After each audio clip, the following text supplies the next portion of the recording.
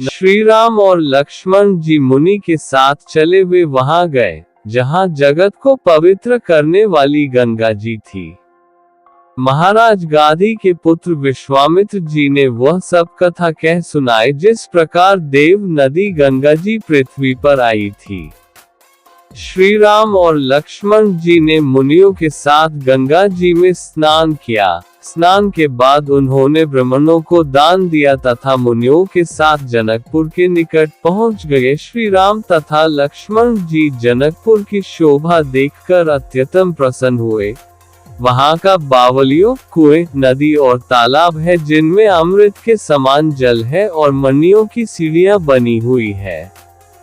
मीठे रसों से मतवाले होकर भौरे सुंदर गुंजार कर रहे हैं तथा रंग बिरंगे बहुत सारे पक्षी मधुर गीत गा रहे हैं।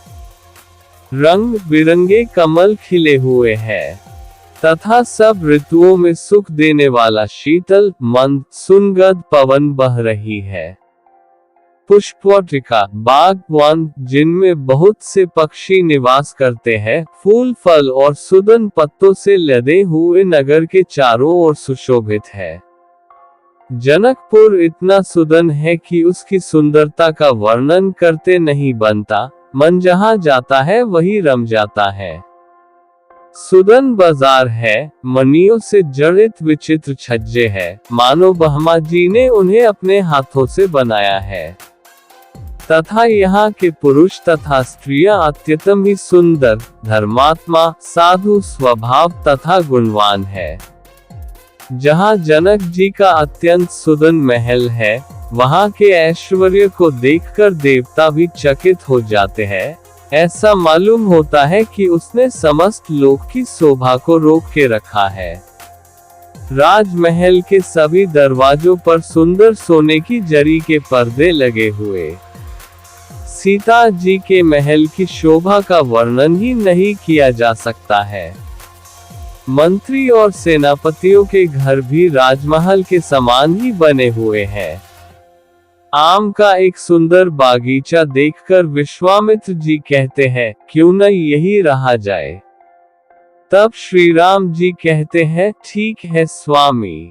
और वे मुनियों के समूह के साथ वही रुक जाते हैं। मिथिलापति जनक जी ने जब ये समाचार पाया कि महामुनि विश्वामित्र आए हैं, तब उन्होंने पवित्र हृदय के ईमानदार स्वामी भक्त मंत्री, बहुत से योद्धा, श्रेष्ठ ब्राह्मण, गुरु और अपनी जाति के श्रेष्ठ लोगों को साथ लिया और इस प्रकार प्रसन्नता के साथ राजा मुनियों के स्वामी विश्वामित्र जी से मिलने चले।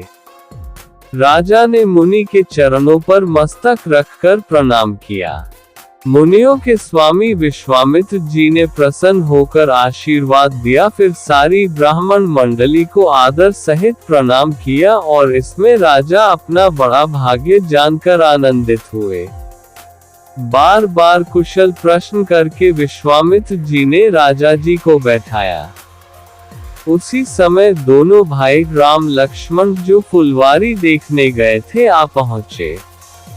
सुकुमार किशोर अवस्था वाले श्याम और गौर वर्ण के दोनों कुमार नेत्रों को सुख देने वाले और सारे विश्व के चित्त को चुराने वाले हैं। जब रघुनाथ जी आए तब सभी उनके रूप एवं तेज से प्रभावित होकर उठ खड़े हुए। विश्वामित्र जी ने उनको अपने पास बैठा लिया। दोनों सुंदर बालक राम लक्ष्मण को देखकर मुनि के चरणों में सिर नवाकर प्रेम भरे गंभीर वाणी से कहा, हे नाथ, ये दोनों सुंदर बालक मुनि कुल के आभूषण हैं या किसी राजवंश के पालक, अथवा जिसका वेदों ने नेति कहकर गान किया है, कहीं वह ब्रह्म तो युगल रूप धरकर नहीं आया है। इनको देखते ही अत्यंत प्रेम के वश होकर मेरे मन ने जबरदस्ती ब्रह्म सुख को त्याग दिया है। मुनि ने हंसकर कहा, हे राजन, आपने ठीक कहा। जगत में जहाँ तक प्राणी है ये सभी को प्रिय है। मुनि ने कहा, ये रघुकुल मणि महाराज दशरथ के पुत्र है। मेरे हित के लिए राजा ने इन्हें मेरे साथ भेजा है। राम और लक्ष्मण दोनों श्रेष्ठ भाई रूप, शील और बल के धाम है। इन्होंने युद्ध में असुरों को जीतकर मेरे यज्ञ की रक्षा की है।